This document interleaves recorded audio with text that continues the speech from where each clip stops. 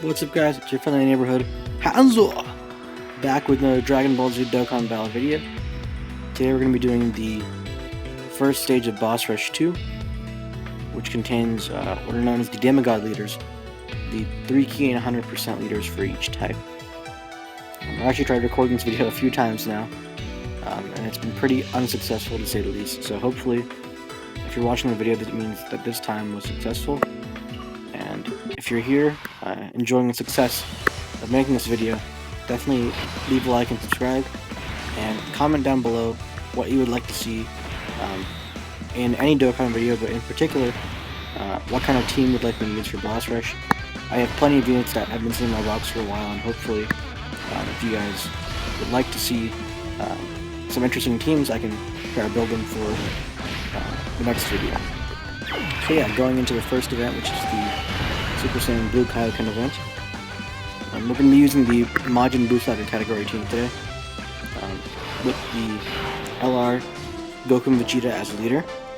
And it's also only one unit really. It's the Physical Super Saiyan Blue Vegeta, the EZA unit. He is not part of Majin Blue Saga, but instead gets the secondary benefit of the LR Vegeta's leader skill of Battle of Wits category. Pretty small category, I would say, but for the purpose of this video, it just helps with the overall cohesiveness of the team, and I like using him opposed to EZA, so yeah, that's all there's to say on the team. In terms of talking about Super Saiyan Blue Kaioken Goku himself, I think what's noteworthy to mention about him is that, well, like most of these units, his flat boost passive got outclassed pretty fast. Once percentage boost became much more common in Dokkan, flat boost started to go away.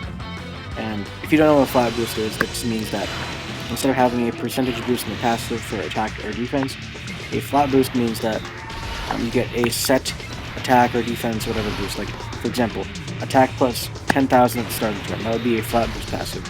Versus a more modern percentage boost passive, like attack plus 100% when performing a super attack.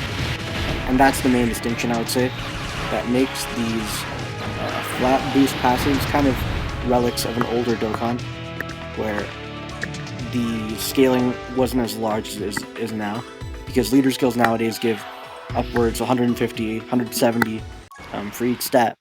So a buff of like 10,000 or even 20,000, it might sound significant, but it's honestly not a very useful buff, I would say. We're talking about comparing it to a percentage boost. So I think historically Super Saiyan Blue kind of got phased out because of that. Even though he was a strong unit for a little bit, that's kind of why he fell to the wayside. And now we're taking on the group stage of the Golden Frieza event. I really don't like these group stages, I don't know. It might just be me, or it's pretty common for most Dokkan players. They just kind of take a while, and on these easier events, when you clear like the boss and 1 or 2 super attacks, it's kind of frustrating for the first stage to take the longest amount of time, but it's not too much of a challenge anyway. So now we're just going through the phase. Not too much to say here. Just to talk about Golden Frieza, Tech Golden Frieza. I never actually pulled him when he came out, but I have recently pulled him, and just historically speaking, he was kind of a middle ground between a GL Golden Frieza, which came out a little bit earlier, and served as a really strong tank. And he was both a pretty good tank and a pretty good damage dealer. I think the main issue with him was that he didn't do either of those jobs particularly well. So if you wanted a better damage dealer, you could do that and find a different unit. Or if you wanted a better tank, you could use the AGL Golden Frieza, because since they had the same name, you couldn't run them both on the same team. I think that was the main issue with him.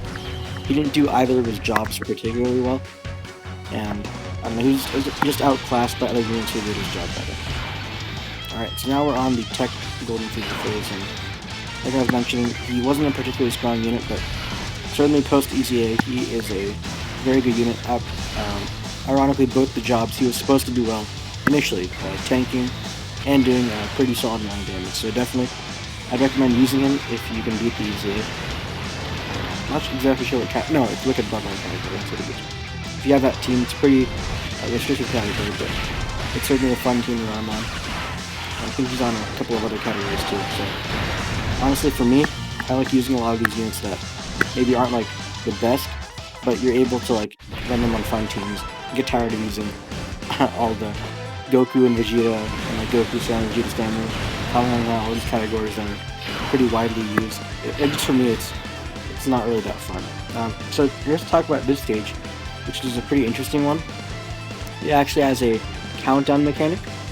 So I don't know if Frieza will do it, but considering he's in the last couple of slots, we probably won't get to see it in this video. But he counts down from 3 to 1, and after 1 he'll launch a super attack that will instantly kill you.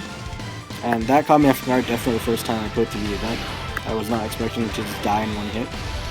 And when your units are weaker, it's pretty hard to kill this guy fast enough to actually avoid the one-hit KO. I mean, nowadays, it's not a big deal at all. You just kill him on 2 super attacks. But I remember back in the day, this was a kind of surprising way to end the event. Everyone thought it would be over with the Golden Frieza stage, but it actually was another one after that. Okay, now on to Physical Goku Black, who I think is a very interesting tale of his creation. He actually has a different version on Global and JP, which I found really fascinating.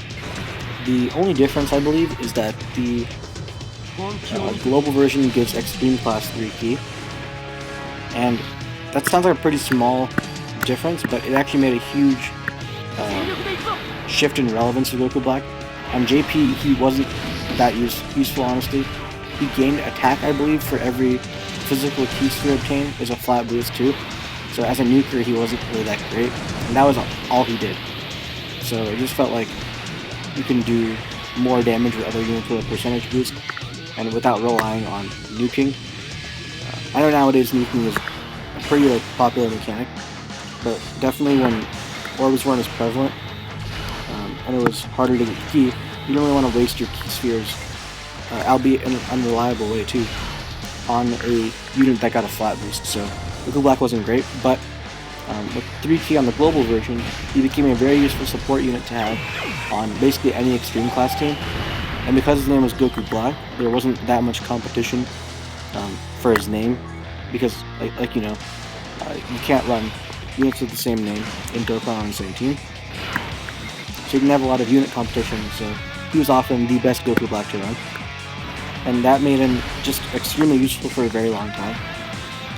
And that can be seen with his EZA, which I believe still gives 3 Ki even post EZA, so that part of his passive is still extremely useful. I believe now he gets a percentage boost or something with each Ki sphere obtained, so that's definitely been upgraded.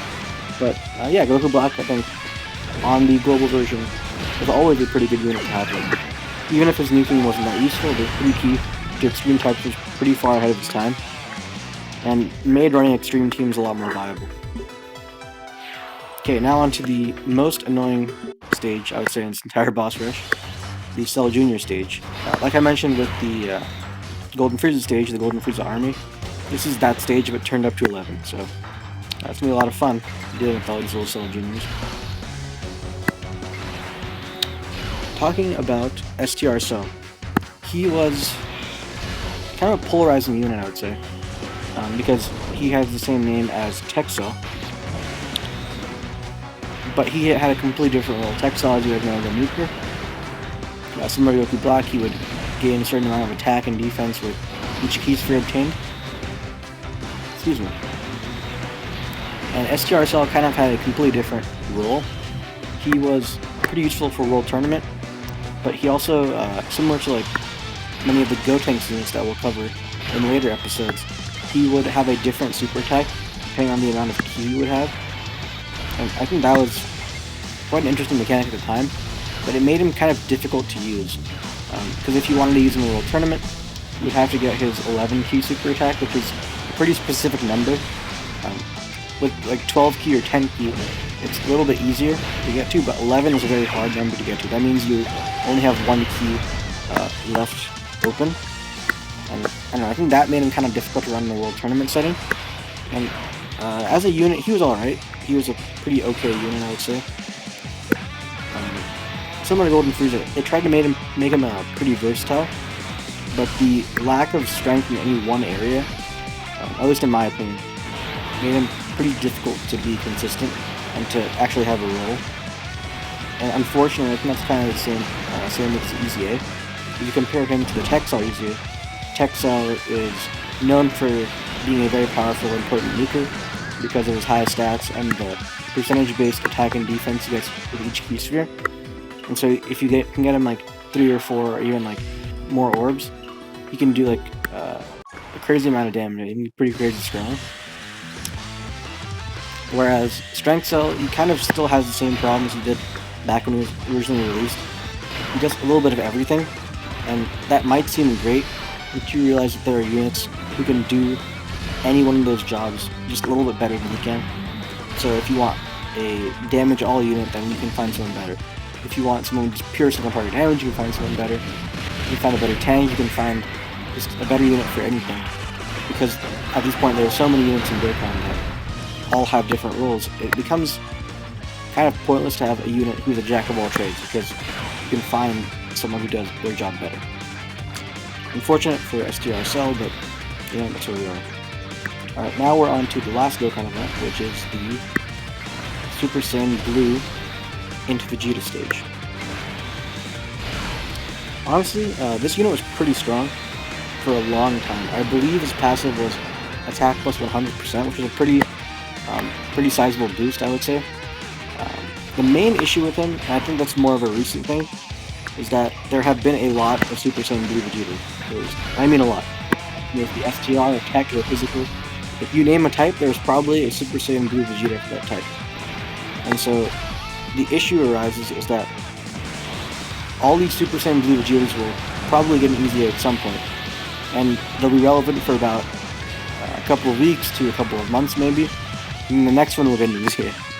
And then we'll go through these cycles of having different good Super Saiyan Blue Vegetas, and it's kind of a pain because you want to run all of them, you want them all to be relevant in the metagame and usable, but when the EZAs happen in succession, it basically becomes a race to see who can get the EZA last, because you want that unit to be the strongest, and the one that's last is often going to be the strongest unit. So, yes, this Blue Vegeta has a great EZA, he was a great unit when he came out. The issue, I think this is an issue that largely has been amended by Dokkan, but it still affects a lot of the older units, and especially EZAs. The similar naming of units, I think hopefully we can try to resolve that in the future and make sure it doesn't happen. Alright, so it looks like that's the end of this Boss Rush episode. Thanks for watching, everyone. Be sure to check out our other videos in the channel, and yeah, I'll see you guys in the next episode.